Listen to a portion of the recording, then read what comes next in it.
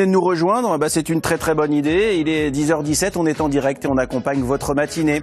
C'est 9h50 le matin, à suivre pour vous faire plaisir.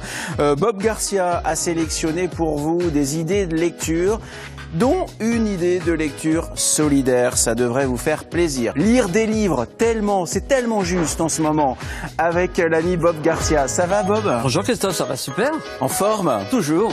Alors on va prendre le train en marche pour pouvoir lire ensemble. Première proposition de lecture, Bob.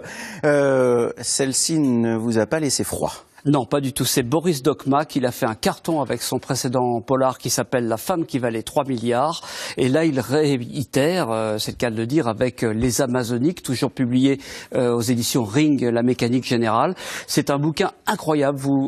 Ah oui, il arrive à faire la synthèse du roman d'aventure, du thriller, du roman historique aussi, et c'est tiré d'un fait réel. C'était cette fameuse expérience qui était menée par les Américains, ou du moins qu'on a attribuée aux Américains, l'expérience Sunshine, qui consistait à aller trouver une tribu dans l'Amazone qui était vierge de tout virus, ce que vous voulez, de lui inoculer des produits. Oui, non, mais je vous assure, c'est ce qui s'est passé. Des produits, des virus, des bactéries. Non, pire que ça.